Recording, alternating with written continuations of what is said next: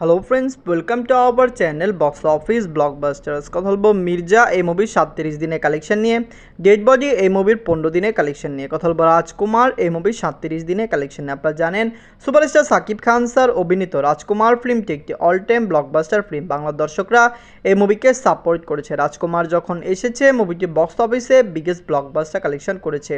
UK, USA, Australia, আপনারা জানেন বিভিন্ন মার্কেটে মুভিটি চলছে। ইতালিতে চলছে। ইতালির আপডেটটি আপনাদের খুবই তাড়াতাড়ি জানিয়ে দিব। বর্তমানে ইতালির আপডেট এখনও পাইনি।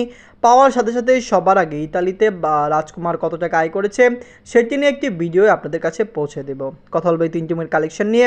ভিডিও ভালো লাগে তো লাইক করবেন, এবং এখন যদি বক্স অফিস ব্লগ বা চ্যানেলটি সাবস্ক্রাইব না করে থাকেন, সবার আগে সকল মুভির লেটেস্ট আপডেট এবং বক্স অফিস কালেকশন জানার জন্য আমাদের চ্যানেলটি সাবস্ক্রাইব করে নেবেন। প্রথমত হলো মির্জা নিয়ে বাজলো 4 কোটি টাকা। লিড হলো অঙ্কুশ হাজরা স্যার, 37 দিন কমপ্লিট করে নিয়েছে। অঙ্কুশ হাজরা স্যার অভিনীত মির্জা ফিল্মটি একটি অল টাইম ব্লকবাস্টার ফিল্ম। বাংলার দর্শকরা এই মুভিকে সাপোর্ট করেছে। আমরা এক্সপেক্ট করছি মির্জা লং টাইম রান করবে এবং অবশ্যই মুভিটি বক্স অফিসে একটি ব্লকবাস্টার কালেকশন করতে সক্ষম হবে। নিজের 37 দিনে ওয়েস্ট বেঙ্গল থেকে আয় করেছে 4 লক্ষ রুপি। টোটাল এমএ কালেকশন হলো 4,78,00,000 রুপি। আপনারা যদি এখনও মির্জা না থাকেন দেখবেন। আপনারা জানেন অঙ্কুশ হাজরা স্যারের মির্জার রিলিজ হওয়ার পরে মির্জা 2 আসবে। তিনি এই দুইটি প্রজেক্ট নিয়ে খুবই হার্ড ওয়ার্কিং করেছেন। আমি আশা করছি তার হার্ড ওয়ার্কিং আপনারা জানেন সফল হবে, তার ডেডিকেশন সফল হবে।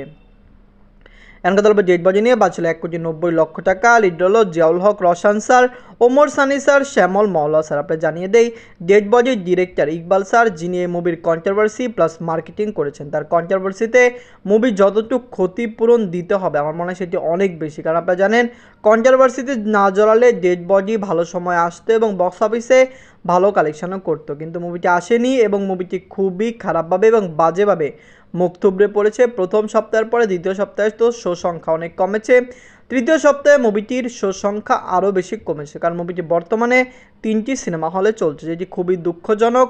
ডেড বডির মতো ফিল্ম 3টি সিনেমা হলে চলছে, খুবই কম শো পাচ্ছে, এটি খুবই দুঃখজনক। এরকমভাবে হাইপ তোলা ফিল্ম এরকমভাবে ডিজাস্টার হওয়ার সম্ভাবনাটাই খুবই খারাপ। যাই হোক, নিজের 15 দিনে যে বাংলাদেশ থেকে আয় করেছে 5 লক্ষ টাকা। টোটাল এমএ কালেকশন হলো 1,45,00,000 টাকা। আপনারা যদি এখনও ডেড বডি না থাকেন দেখবেন, কম সিনেমা হলে চলছে তো আপনারা বুঝতেই পারছেন সামনে মুভিটি কতটুকু চলবে। এবং আপনারা জানিয়ে দেই সামনে কিন্তু ভালো ভালো ফিল্ম রয়েছে বাংলা ইন্ডাস্ট্রিতে রিলিজ হওয়ার বাকি রয়েছে, যার কারণে কিন্তু বাংলা ইন্ডাস্ট্রি তখন অনেক ফিল্ম যেগুলো আপনারা জানেন বর্তমানে ভালো চলছে না সেগুলো কিন্তু সিনেমা হল থেকে ওয়াশ আউট হয়ে যাবে। এনকে তারপর রাজকুমার নিয়ে বাঁচলো 10 কোটি টাকা। লিড হলো সুপারস্টার সাকিব খান স্যার, 37 দিন কমপ্লিট করে নিয়েছে। সুপারস্টার সাকিব খান স্যার অভিনীত রাজকুমার ফিল্মটি একটি অল টাইম ব্লকবাস্টার ফিল্ম। বাংলার দর্শকরা এই মুভিকে সাপোর্ট করছে। আমরা এক্সপেক্ট করছি রাজকুমার লং টাইম রান করবে এবং অবশ্যই মুভিটি বক্স অফিসে একটি বিগেস্ট ব্লকবাস্টার সাবিত হবে।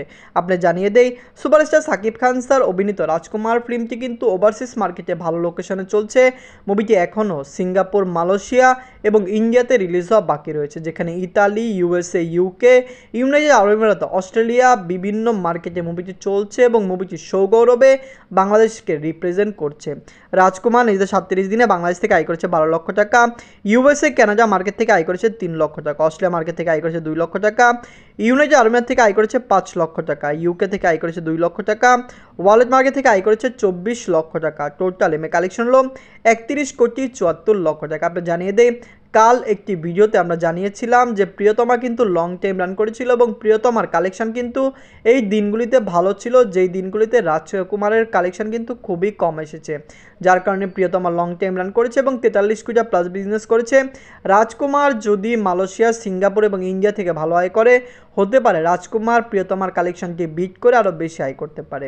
আপনারা যদি এখনও রাজকুমার, ডেড বডি, মির্জা না থাকেন দেখবেন, কমেন্ট করে জানিয়ে দিন এই 3টি মুভির মধ্যে সবচেয়ে সেরা বাংলা মুভি কোনটি। ধন্যবাদ।